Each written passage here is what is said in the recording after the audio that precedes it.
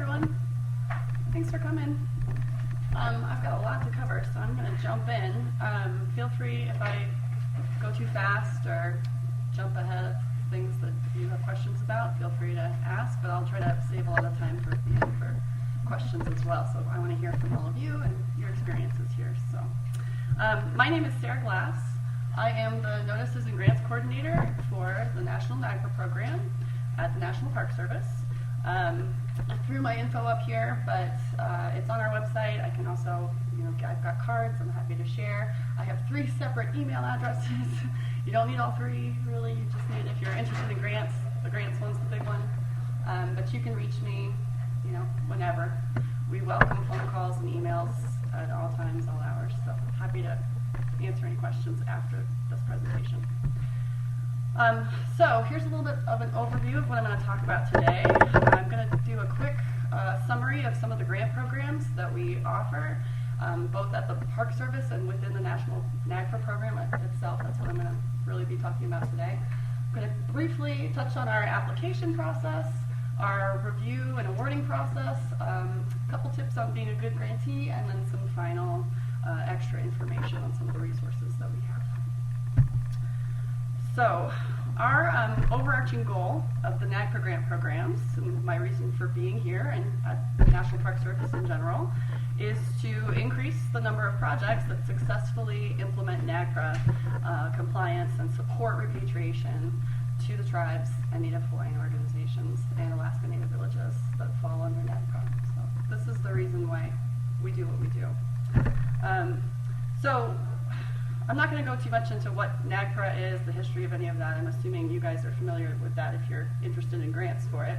I do have an Ignite talk later on that's more about what our program is and does and current trends in repatriation, so I welcome you guys to come to that. Because the grants are just one of several things that our program is responsible for implementing at MPS. So the Section 10 of NAGPRA, of the Act, is what authorized the Secretary of the Interior to make grants to museums, Indian tribes, Native Hawaiian organizations, for the purposes of assisting in consultation, documentation, and repatriation of Native American cultural items under NAGPRA. And our funding is approved annually, so it's always has to be appropriated by Congress each year. It's never guaranteed. Yes. And here is just a quick kind of org chart to give you a sense of our office and where we fit. So picture Department of Interior at top, then the Park Service is under that. The Cultural Resources, Partnerships, and Science Directorate is what I fall within. So the National NAGPRA Program. The manager of the program is Melanie O'Brien. She was supposed to be here at ATALM this week, but she got called up to another SHPO meeting up in Boise, so she was bummed to miss out, but she's great. I am under her. I am the grants specialist for the grants. We also have the State, Tribal, Local Plans and Grants Division that's also in our directorate. We call them Steel Pig for short, because that's a mouthful. And they have all sorts of grant programs that I think would be really relevant to the audiences here at ATALM. They do beyond the State Historic Preservation Offices, which is one of the main ones they're known for, the SHPO grants. They also do the Tribal Historic Preservation Office grants, so TIPO. TIPO money goes through them. They have a Tribal Heritage Grant Program, which is a competitive program for federally recognized tribes for cultural and historic preservation projects. They also do African American Civil Rights grants, underrepresented communities grants, disaster recovery grants, and they are who Save America's Treasures program goes through, if you guys are familiar with that program and the fact that it's potentially coming back. Maybe, I don't know yet. We don't know. So within NAGPRA, we've got 2 different types of grants, two grant programs, the repatriation grants and the consultation documentation grants. So as you can see, this is my quick chart overview of the basics. Repatriation, not competitive. Basically, as long as we have funding and you submit a complete proposal that meets the goals of the program, you're going to get money. So that's pretty good. It's a rolling deadline currently. Amounts range just up to $15,000, and there's no match required actually for either of these grants. So I've heard a lot of people, that's always a big challenge, right, is those institutions that require matching funds, and for these two grants, not required. Consultation is our competitive program.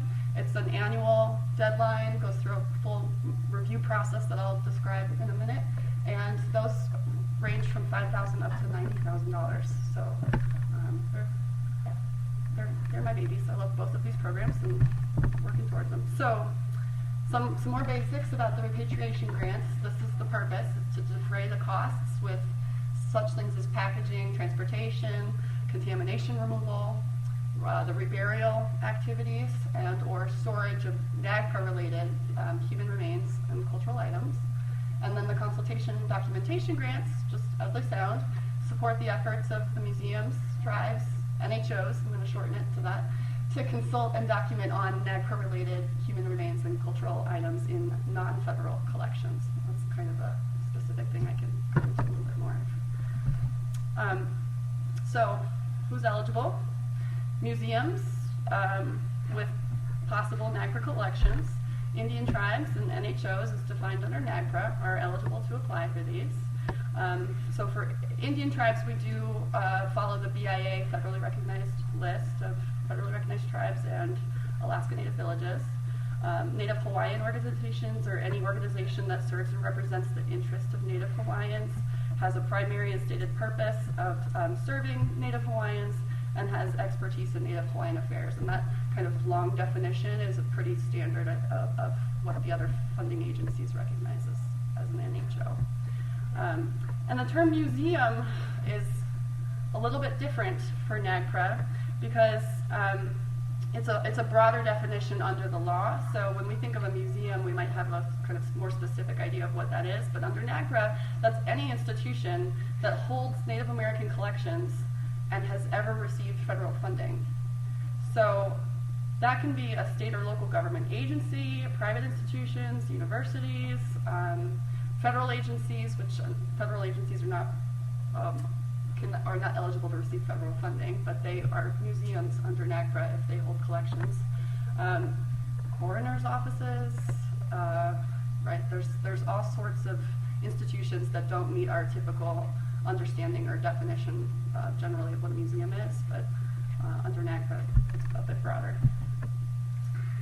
So, in order to be eligible for the repatriation program, or really either program, we request that museums have been compliant with the law. So if there's any museum folks out there, in the broad term of museum, these are the two required, under the law, museums were required to submit summaries and inventories. And I'm not going to go into the full NAGPRA process, but that's one element from a grant standpoint of being eligible. It's one requirement.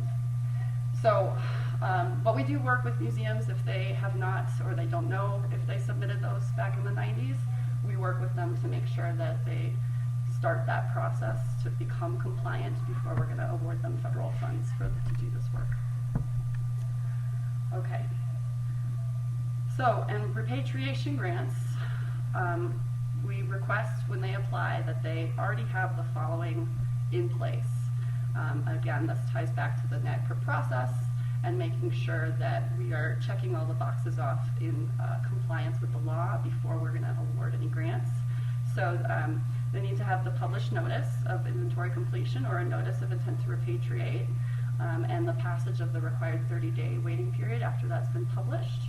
A letter documenting the legal transfer of control of the cultural items from the museum or agency to the tribe or NHO, and documentation showing support from all the tribes or NHOs listed in those notices, or the transfer of control letter that says that the lead, they authorize and support the lead tribe, if there is one, to coordinate and manage this repatriation.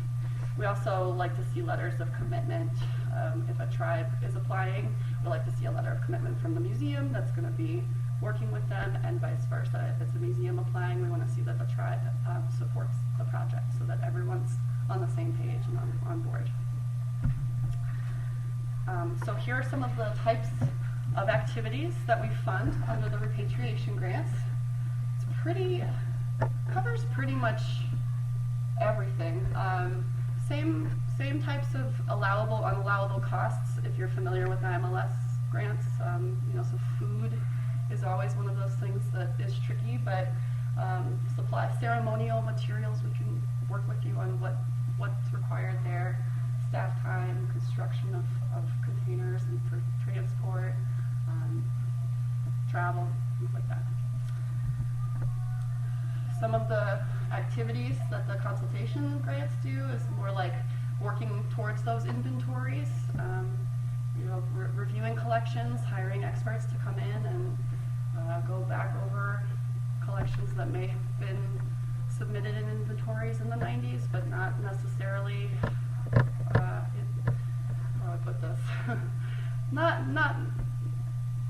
Back in the 90s, I think people were really rushed. They saw that deadline coming to, oh my gosh, we have to submit something to the Park Service. We don't know what's going on. So they just threw up lists, didn't necessarily adhere to the spirit of the law with the consultation required. So I'll talk about this more in my other talk, but there's a lot of culturally unidentifiable CUI individuals still remaining, and we think that's a lot because the rushed process that happens, and museums are going back looking a little closer this time, doing a little more consultation to try to see if they really can actually determine cultural affiliation and repatriation of those ancestors. So we also, summaries is the other side of this, and then determining, researching origins, affiliation, other facts around their collections. The end goal of any consultation project is to lead towards repatriation. So that's something in the review process that everyone wants to see.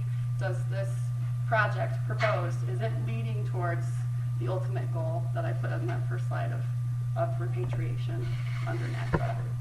So that's our central goal. A couple of the types of things generally with federal grants that you'll see are not eligible. Fundraising, construction.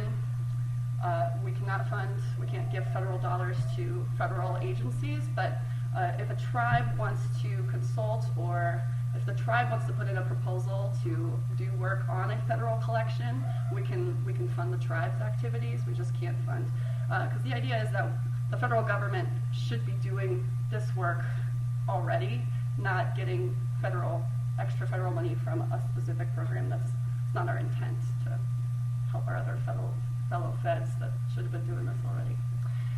We cannot fund foreign institutions. Smithsonian is under a completely different NMAI Act, not part of NAGPRA, and non-federally recognized Indian groups, non-NAGPRA collections. So this isn't general collections research. This has got to be NAGPRA specific. And then general operating costs, ongoing support activities that aren't NAGPRA specific. I'd like to give a couple stats. That's the basic of what the grants are. Here's a couple things about our program from the past 10 years. You can see we've received about 230 applications from museums and 368 from tribes, requesting $33 million. And of those, we funded 162 museums and 245 tribes for about $19 million there. So our average is about a 68% funding rate overall, which seems crazy high, but that's because of the nature of the repatriation grants being non-competitive. Our consultation, our competitive grants are more around 50%, which is still really high. So you have a pretty good shot if you apply of getting funds eventually, if not your first try. So of the 598 applicants there, tribes accounted for just under 62% and museums for just over 38%. And of those 407 grantees, tribes accounted for just over 60% and museums for just about 40%. So you can see that it's not tribes being pitted against better funded, bigger museums, institutions. It's a pretty standard award rate, which we're happy about over the last 10 years. Last year, we received 13 repatriation grants and 40 consultation applications, requesting about $3 million. And we funded 12 of those repatriation and half of the consultation grants for about $1.6 million in awards. And these numbers are pretty consistent with what we've been getting the past few years, and so it's what we are anticipating for 2018, although as most of you probably know, nothing's set in stone yet for 2018, but we've been funded so far at a level funding. So again, just about 50%. The one repatriation grant that didn't get awarded was not a complete application and didn't really meet the goals quite yet, so we're working with them to reapply this coming year. So. Okay, so that's the overview. Moving on, I'm going to talk really briefly about the application process, what makes a successful NAGPRA grant application. So some of this information, you guys, is relevant to any federal grant that you're maybe applying for. So you may have some similar guidance from IMLS or one of the NEH institutions. So we also require, this is a federal-wide requirement that everyone submit through grants.gov. It's a centralized, consistent system that we, by regulation have to use. But it's got step-by-step instructions for how to get registered, and there's these steps right here. I'm not going to go, I want to skip ahead a little bit, so I'm not going to go too in depth into each of these, but how many people have applied for an IMLS grant or a NAGPRA grant, or so you're kind of familiar with some of the steps? And we provide a lot of guidance on this process. Grants.gov has tons of resources and guidance as well as on how to set up to get yourself in the system and your roles designated so that you can submit. The thing to note this year with grants.gov is that they're transitioning from how they've always done applications in the past, where you would download a package of documents as PDFs and onto your computer, and you'd work on it, and then you'd have to save it and send it to someone else, and they'd have to save it and send it, so on and so on. So they're implementing what's called Workspace, and by the last day of this year, December 31st, they're transitioning every application into Workspace, which is, it basically means you're able to collaborate. Your package of PDFs is all online in this Workspace, so multiple people can log in and work on it together simultaneously instead of having to download things offline. So it's kind of a change that's coming. And yeah, I've heard good things. I've heard, okay, so you guys already know. I've heard it's much better, and they're working out the bugs, and they have a lot of support for it too. So the basic reminders that I go into with this is keep your registrations current, that DUNS number that you have to have, the SAM registration, your grants.gov registration. It's really important to know who is in charge of those at your organization and make sure that they're on top of renewing those. SAM.gov has to be renewed annually, and sometimes that can lapse, and if so, we can't award funds. So we also, just like everyone, encourage you to register early in all of this. Do this process. It can take weeks to get completed. So give yourself time to ensure it doesn't impact your ability to apply for any grants, because our policy is the same as others, where your application's late because you didn't realize that your SAM.gov registration was going to take 2 weeks to go through the system, and meanwhile the deadline's passed. That's sorry, try again next year. We have to keep everyone on a level playing field and make it fair. So that's always really unfortunate when that's the situation. For NAGPRA grants, our funding opportunity is 15.922. You can also search NAGPRA. You can search on grants.gov. We will have our federal award announcement coming up pretty soon. We've had the situation where people apply for the wrong program, since we've got the two and they're both under the same number, so that's a tip. And our application package consists of the Notice of Funding Opportunity, the NOFO. It used to be called Guidelines, and GovSpeak, everyone's changed things to NOFO these days. it's basically the instructions for the program, the requirements for the application. It also, this package has the required application forms, the SF424, all of those kind of family of forms, the narrative that's required. And then supplementary forms could be your indirect cost rate agreement, your letters of support, your transfer of control letter, resumes, and we provide guidance for what's required or what's not in the NOFO. So that's the place to start. Well, I already touched on workspace. Other tips with grants.gov is to make sure you keep, despite it going into workspace, it's still best to keep the most current versions of your Adobe software. We have a lot of issues sometimes with people having trouble with that. And also to make sure you download the most recent version of the application and the NOFO. That's because these things change year to year. So if you've applied before or to any grants and saved those versions, make sure you don't use them. And at IMLS, it could often cause you to be ineligible and your application thrown out. We don't do that, but we are expecting, as I've told some of my grantees, we're expecting some potentially big changes coming this coming funding cycle. So the NOFOs and the application might look very different from what it has in the past. So that's something to keep in mind. And then again, grants.gov has great tools, FAQs, a 24-hour help desk.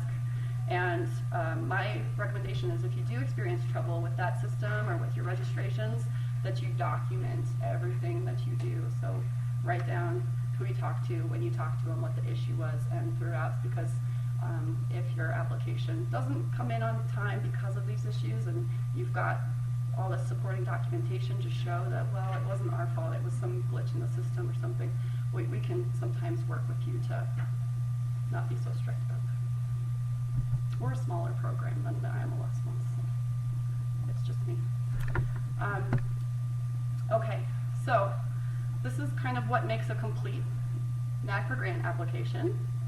I want to give the disclaimer again. This is all kind of subject to change. We are revamping the application for FY 2018 in the next few weeks, hopefully to simplify it, but also to better comply with the Paperwork Reduction Act.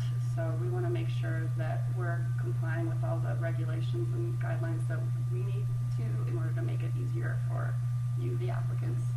But the SF424s are the standard forms for these applications. So the SF424 is the application. We ask that it asks you to put a project director and an authorizing official. We need those to be two different people, and that's a checks and balances thing. The project director is the person that's managing and does the day-to-day, oversight of the project, is the driving force. The authorizing official is the person, let's say the tribal chairman or the president or director of the museum, who can sign off on the work that the project director has been doing. So it's important for us to have two contacts. SF424A is the budget information form.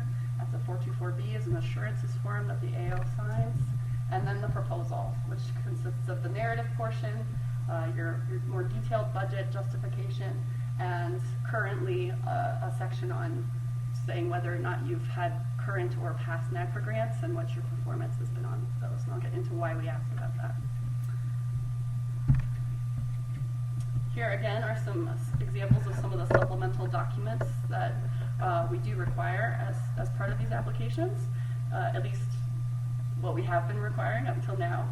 So our goal is to streamline some of these requirements. We've been really analyzing this to see what we can do to maybe reduce the amount of paperwork and the number of different types of things, because there's a lot of if applicables. And that's one of my goals with this program is to see how I can streamline it and make it better for tribes and museums to get money. Okay. So the proposal narrative, currently we ask you to give us a brief summary of your project as an overview. We ask for your outcomes and outputs of your project, what the goals and objectives are, and then what the deliverables will be at the end once you've accomplished them. To get to those goals, to reach them, what are the activities that you'll be doing, your scope of work, your partnerships, so who are you working with, and that's where we say it's best to provide letters of support for whoever you list there. Monitoring and evaluation, what are your measures for what's going to make this project successful, and what experience or plans are in place in case things don't go as planned. Your schedule of completion, basically an estimated breakdown of what your schedule is going to look like, your timeline, and we typically say 1 year for the repatriation grants and 2 years for the consultation documentation grants. And then your key personnel, what are their qualifications of the staff or people working on the project. For the budget, these are the different categories, line items that are part of your budget. So for salaries, we ask that you put, the names and titles of any project personnel that will be paying the salary for and the percentage of their time, the fringe rates and salary base that it's applied to. So only the benefits that aren't included as your indirect costs can be taken as fringe benefits here. If you have any professional or technical consultants on the project, we'd like to know who they are, what their rates are, time they're spending, and their total fee. And we do require a competitive selection of all consultants and contracts over a certain threshold. So if you have, if you're requesting 20 grand in consultant fees, we have to see that you put out for bids and have multiple, have done a competitive selection process. Travel, where you're going, who's traveling, number of days, things like that. We require that you use the current GSA rates, per diem rates, and hotel rates for whatever destination you're going to. And there's a lot of rules with that, and we work with you to make sure that your budget fits all of those little requirements and stuff. Supplies and materials can be any sort of consumable supplies or expendable equipment. General office supplies is not typically an acceptable line item, but project specific, anything, if you need paper and printing costs for the project, we understand. Other costs are things like stipends for tribal elders or students, equipment, which means items over $5,000 that have a useful lifespan of more than, I think it's 2 years, 1 year, something like that. And again, things like miscellaneous or overhead or those types of things we aren't we'd work with you to be more specific on that. Indirect costs, you have to have a current negotiated indirect cost rate for us to be able to apply those. And we don't cap indirect costs. We take whatever approved rate that you've negotiated. So I've heard some people asking about agencies that cap those rates, and we don't do that. We understand that if you have a 50% rate, you have a 50% rate. So. And again, cost share is not required. So dream big. Okay. How am I doing? Good. The review and award process. So we have 3 steps to reviewing the applications. They're evaluated according to a set merit review criteria that we published in the NOFO. So you have those criteria from the beginning to see how they're going to be, what we're looking for, what the reviewers are going to be looking for. So for the FY17 grants, these, we'll get to those, but these are the 3 steps. We do initial review for eligibility and completion, then the comprehensive peer review process, and then a program risk assessment. So the initial review is to determine whether you're eligible applicant, if you're an eligible applicant, and if the information required that we say in the NOFO has been submitted, so complete application. We also check to make sure that your project meets the program objectives. So if you fail to meet any of these or don't provide enough information for us to review, then that's when we say that, try again next year. The comprehensive merit review. These are the elements, the criterion for the This is what we've been applying for the consultation, the competitive grants in the past. You can see it's implementation, partnerships, impact, and administration. Each of these is worth a different number of points, and then applications are scored by peer reviewers on the strengths and weaknesses of them, and then we rank them based on your scores. I think the total's 80, and we literally just go down the list until we've run out of funds to give. So that's the kind of funding process that we go by. Repatriation grants have traditionally, they're non-competitive, so they haven't had these types of criterion applied. But we are working on bringing those more in line, but still keeping that non-competitive element. So we're toying with those a little bit right now. But these were last year's criterion and scoring. And then the third step in reviewing these applications is this pre-award risk assessment. So after the panel review, the program staff, we do this risk assessment to make sure that the information presented in the proposal, your audits from the past, FAPIS, which is the Federal Awardee Performance and Integrity Information System, and then any past award performance. So that's why I mentioned earlier, we sometimes ask about we ask about your previous potential NAGPRA grants. And then really what this leads to is if we determine based on this review that you might be more of a medium or a high risk grantee, it doesn't necessarily mean you won't be funded. It just means we might think about instituting some additional conditions of maybe more frequent reporting or things like that. I can honestly say we don't have any high risk. We haven't designated anyone high risk. Doesn't mean we wouldn't ever, but I don't even know if we've done a medium risk already. Okay, so once the final slate is determined and approved, we work with our communications and legislative affairs offices to notify Congress, make a press release, and then we notify the successful and unsuccessful applicants. So the projects then are funded, subject to the availability of funds, by the issuance of a grant agreement, your award document. And that is where we identify the amount of funding we're providing you, any cost share that you may have chosen to include, because even though we don't require it, some institutions like to include it, your detailed statement of work, the activities you've been approved to complete, and your key personnel, deliverables, and your budget.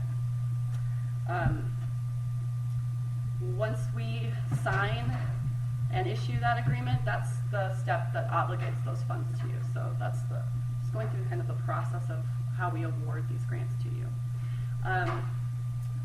So notification step at the top doesn't necessarily mean that you'll be receiving it, just because we still have to go through the authorization, the approval, but again, I don't think we've ever notified anyone that didn't then get an award, so you never know.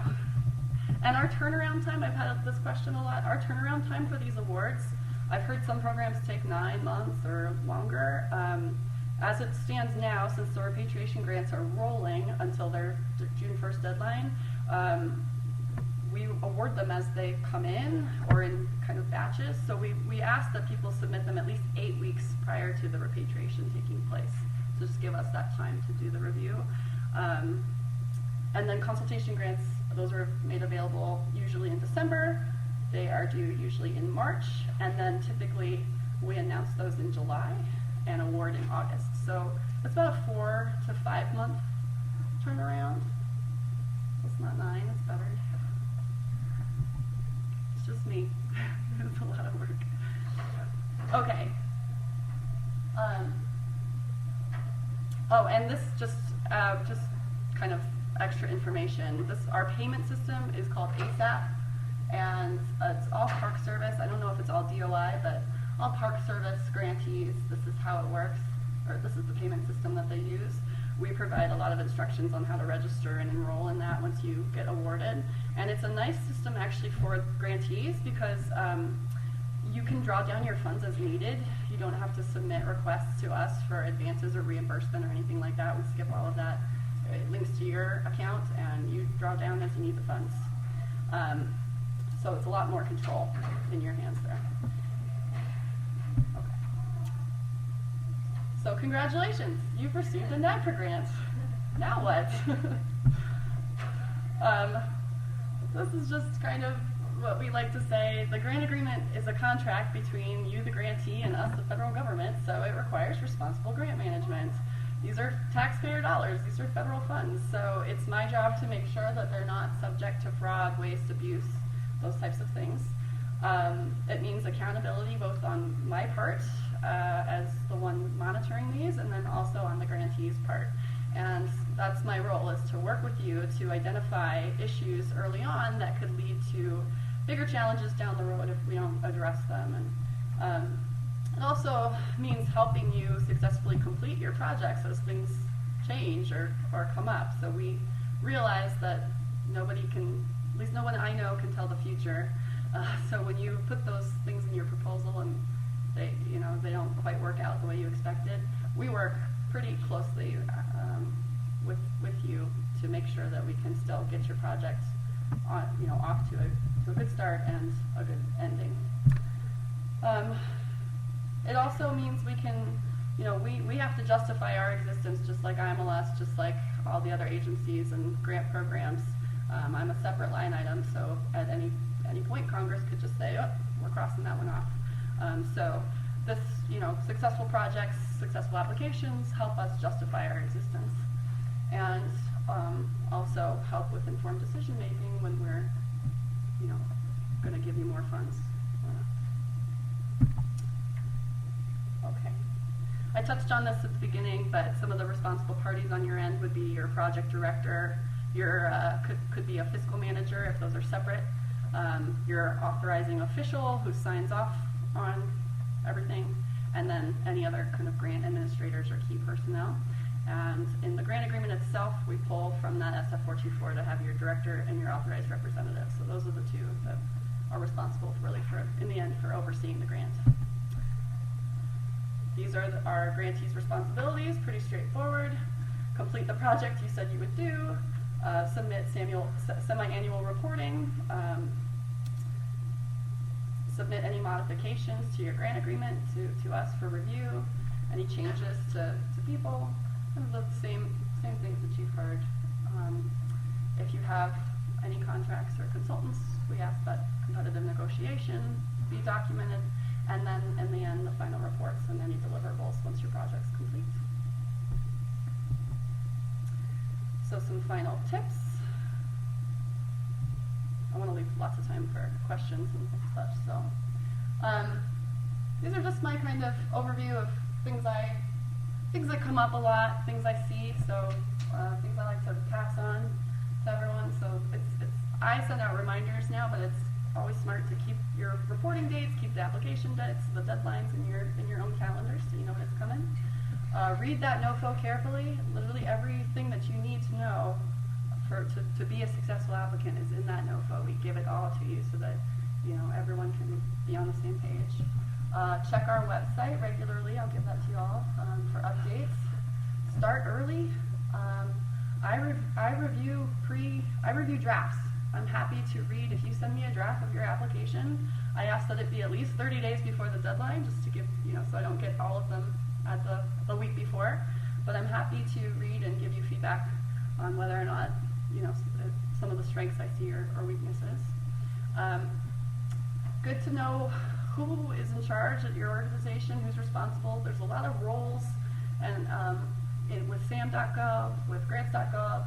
So lack of communication can often be an issue, a challenge with both applying and implementing grants. So that's a big one. Contact me if you have any questions at any time, and then join our mailing list, and you'll get more regular updates. So it's just www.nps.gov/NAGPRA, or Google us. We also have a ton of resources on our website. We got really lucky to do a bunch of training videos that are on our YouTube channel. They're very helpful for kind of the more of the NAGPRA basics, NAGPRA implementation. We do have past recorded webinars on grants specifically as well, and pretty much anything you need to know about NAGPRA. We're a one-stop shop because that's what we do. Our website is in the process of being updated so that it's more user-friendly. And you can see there's it's just lots of text and links and craziness, so we're working on that. We also have partnered, we have a cooperative agreement with the National Preservation Institute. I don't know if anyone's ever heard of them, NPI. I put a bunch of their bright yellow brochures, I have some here too, out on the resources table. This is a schedule of their upcoming 2018 trainings. They offer them around the country. They offer scholarships and can help offset some of the travel costs even. So we really recommend checking them out. And they do include courses such as NAGPRA Essentials and preparing for and writing grant proposals. So there are good training opportunities out there if you know where to look. And they're designed to give you that practical knowledge and tools to be able to support your NAGPRA efforts. Okay. So again, here's my basic contact info, my grant contact info, and that's all I got. I rushed through a lot of things. I know I skimmed over, so please ask me questions. Happy to help.